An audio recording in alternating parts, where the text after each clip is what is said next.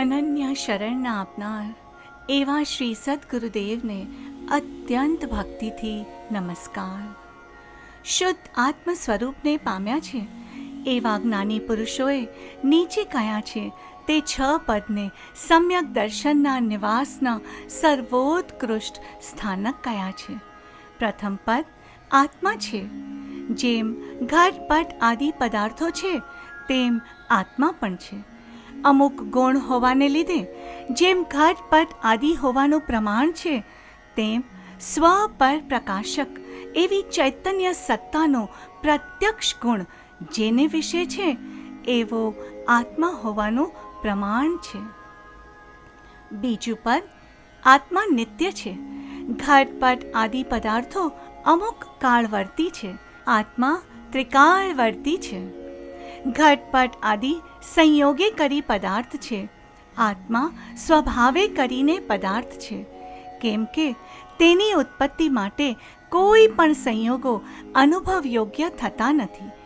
કોઈ પણ સંયોગી દ્રવ્યથી ચેતન સત્તા પ્રગટ થવા યોગ્ય નથી, માટે અનઉત્પન્ન છે. અસંયોગી હોવાથી અવિનાશી છે. કેમ કે જેની કોઈ સંયોગથી ઉત્પત્તિ ન હોય તેનો કોઈને વિશે લય પણ હોય નહીં. ત્રીજું પદ આત્મા કર્તા છે. સર્વ પદાર્થ અર્થ ક્રિયા સંપન્ન છે. કાંઈ ને કાંઈ પરિણામ ક્રિયા સહિત જ સર્વ પદાર્થ જોવામાં આવે છે. આત્મા પણ ક્રિયા સંપન્ન છે. ક્રિયા સંપન્ન છે માટે કર્તા છે. તે કર્તાપણું ત્રિવિધ શ્રીજીને વિવેચ્યું છે. પરમાર્થથી સ્વભાવ પરનિતિએ નિજ સ્વરૂપનો કર્તા છે. અનુપચરિત અનુભવમાં આવવા યોગ્ય વિશેષ સંબંધ સહિત વ્યવહારથી તે આત્મા દ્રવ્ય કર્મનો કર્તા છે. ઉપચારથી ઘર નગર આદિનો કર્તા છે. ચોથું પદ આત્મા ભોગતા છે. જે કાંઈ ક્રિયા છે તે સર્વ સફળ છે, નિરર્થક નથી. જે કાંઈ પણ કરવામાં આવે તેનું ફળ ભોગવવામાં આવે એવો પ્રત્યક્ષ અનુભવ છે. વિષ ખાધાથી વિષનું ફળ, સાકર ખાવાથી સાકરનું ફળ, અગ્નિ સ્પર્શથી તે અગ્નિ સ્પર્શનું ફળ, હિમને સ્પર્શ કરવાથી હિમ સ્પર્શનું જેમ ફળ થયા વિના રહેતું નથી તેમ કષાય આદિ કે અકષાય આદિ જે કાંઈ પણ પરિણામે આત્મા પ્રવર્તે તેનું ફળ પણ થવા યોગ્ય જ છે અને તે થાય છે. તે ક્રિયાનો આત્મા કરતા હોવાથી ભોગતા છે. પાંચમું પદ મોક્ષ પદ છે. જે અનુપચરિત વ્યવહારથી જીવને કર્મનું કર્તાપણું નિરૂપણ કર્યું, કર્તાપણું હોવાથી ભોગતાપણું નિરૂપણ કર્યું, તે કર્મનું ટળવાપણું પણ છે. કેમ કે પ્રત્યક્ષ કષાય આદિનું તીવ્રપણું હોય પણ તેના અનઅભ્યાસથી, તેના અપરિચયથી, તેને ઉપશમ કરવાથી તેનું મંદપણું દેખાય છે. તે ક્ષીણ થવા યોગ્ય દેખાય છે, ક્ષીણ થઈ શકે છે.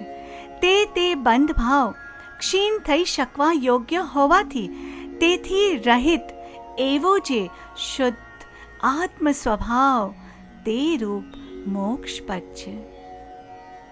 છઠ્ઠું પદ તે મોક્ષનો ઉપાય છે. જો કદી કર્મબંધ માત્ર થયા કરે એમ જ હોય તો તેની નિવૃત્તિ કોઈ કાળે સંભવે નહીં.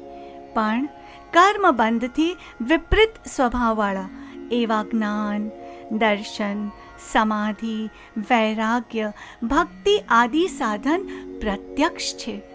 જે સાધનના બળે કર્મબંધ શિથિલ થાય છે, ઉપશમ પામે છે, ક્ષીણ થાય છે. માટે તે જ્ઞાન, દર્શન, સંયમ આદિ મોક્ષ પદના ઉપાય છે. શ્રી જ્ઞાની પુરુષોએ સમ્યક દર્શનના મુખ્ય નિવાસભૂત કયા એવા આ 6 પદ અત્રે સંક્ષેપમાં જણાવ્યા છે. સમીપ મુક્તિગામી જીવને સહજ વિચારમાં તે સપ્રમાણ થવા યોગ્ય છે. પરમ નિશ્ચયરૂપ જણાવવા યોગ્ય છે. તેનો સર્વ વિભાગે વિસ્તાર થઈ તેના આત્મામાં વિવેક થવા યોગ્ય છે. આ 6 પદ અત્યંત સંદેહ રહિત છે એમ પરમ પુરુષે નિરૂપણ કર્યું છે. એ 6 પદનો વિવેક જીવને સ્વ સ્વરૂપ સમજવાને અર્થે કયો છે. અનાદિ સ્વપ્ન દશાને લીધે ઉત્પન્ન થયેલો એવો જીવનો અહંભાવ, મમત્વ ભાવ તે નિવૃત્ત થવાને અર્થે આ 6 પદની જ્ઞાની પુરુષોએ દેશના પ્રકાશી છે. તે સ્વપ્ન દશાથી રહિત માત્ર પોતાનું સ્વરૂપ છે એમ જો જીવ પરિણામ કરે તો સહજ માત્રમાં તે જાગૃત થઈ સમ્યક દર્શનને પ્રાપ્ત થાય. સમ્યક દર્શનને પ્રાપ્ત થઈ સ્વસ્વભાવરૂપ મોક્ષને પામે. કોઈ વિનાશી, અશુદ્ધ અને અન્ય એવા ભાવને વિશે તેને હર્ષ, શોક, સંયોગ ઉત્પન્ન ન થાય. તે વિચારે સ્વસ્વરૂપને વિશે જ શુદ્ધપણું, સંપૂર્ણપણું, અવિનાશીપણું, અત્યંત આનંદપણું અંતરરહિત તેના અનુભવમાં આવે છે. સર્વ વિભાવ પર્યાયમાં માત્ર પોતાને અધ્યાસથી ઐક્યતા થઈ છે. તેથી કેવળ પોતાનું ભિન્નપણું જ છે એમ સ્પષ્ટ, પ્રત્યક્ષ, અત્યંત પ્રત્યક્ષ, અપરોક્ષ તેને અનુભવ થાય છે. વિનાશી અથવા અન્ય પદાર્થના સંયોગને વિશે તેને ઈષ્ટ અનિષ્ટપણું પ્રાપ્ત થતું નથી. જન્મ, જરા, મરણ, રોગ આદિ બાધા રહિત સંપૂર્ણ મહાત્મ્યનું ઠેકાણું એવું નિજ સ્વરૂપ જાણી વેદી તે કૃતાર્થ થાય છે. જે પુરુષોને એ 6 પદ સપ્રમાણ એવા પરમ પુરુષના વચને આત્માનો નિશ્ચય થયો છે તે પુરુષો સર્વ સ્વરૂપને પામ્યા છે. આદિ, વ્યાધિ, ઉપાધિ સર્વ સંગથી રહિત થયા છે, થાય છે અને ભાવિ કાળમાં પણ તેમ જ થશે. જે સત્પુરુષોએ જન્મ જરા મરણનો નાશ કરવાવાળો સ્વસ્વરૂપમાં સહજ અવસ્થાન થવાનો ઉપદેશ કયો છે તે સત્પુરુષોને અત્યંત ભક્તિથી નમસ્કાર છે. તેની નિષ્કારણ કરુણાને નિત્ય પ્રત્યે નિરંતર સ્તવવામાં પણ આત્મ સ્વભાવ પ્રગટે છે. એવા સર્વ સત્પુરુષો તેના ચરણારવિંદ સદાય હૃદયને વિશે સ્થાપન રહો. જે 6 પદથી સિદ્ધ છે એવું આત્મ સ્વરૂપ તે જેના વચનને અંગીકાર કરે સહજમાં પ્રગટે છે.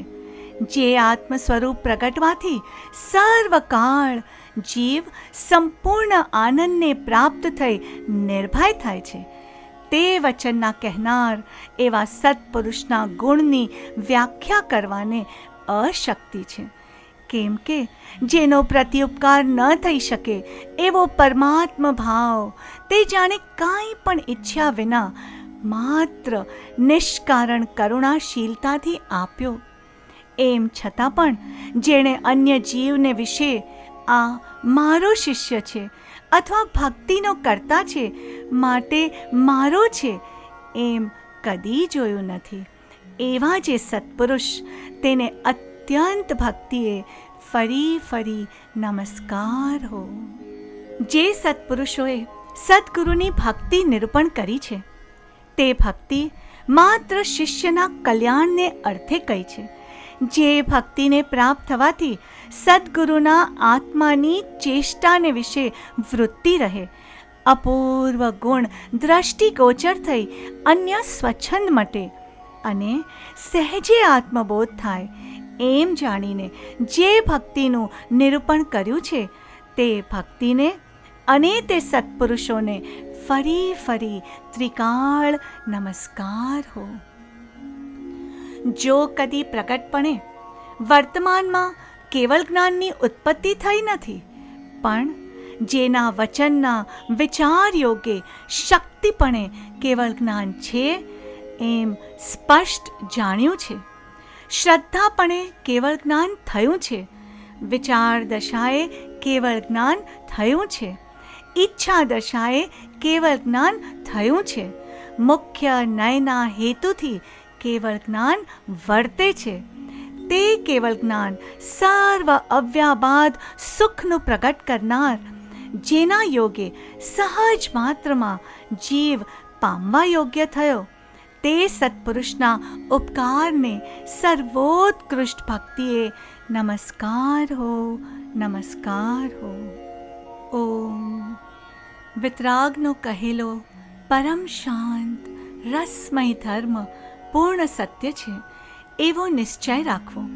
જીવના અનધિકારીપણાને લીધે તથા સત્પુરુષના યોગ વિના સમજાતું નથી, તો પણ તેના જેવું જીવને સંસાર રોગ મટાડવાને બીજું કોઈ પૂર્ણ હિતકારી ઔષધ નથી એવું વારંવાર ચિંતન કરવું. આ પરમ તત્વ છે, તેનો મને સદાય નિશ્ચય રહો. એ યથાર્થ સ્વરૂપ મારા હૃદયને વિશે પ્રકાશ કરો અને જન્મ મરણાદિ બંધનથી અત્યંત નિવૃત્તિ થાઓ, નિવૃત્તિ થાઓ. હે જીવ, આ ક્લેશરૂપ સંસાર થકી વિરામ પામ, વિરામ પામ. કાંઈક વિચાર, પ્રમાદ છોડી જાગ્રત થા, જાગ્રત થા. નહીં તો રત્ન ચિંતામણી જેવો આ મનુષ્ય દેહ નિષ્ફળ જશે. હે જીવ, હવે તારે સત્પુરુષની આજ્ઞા નિશ્ચય ઉપાસવા યોગ્ય છે. ઓમ શાંતિ, શાંતિ, શાંતિ.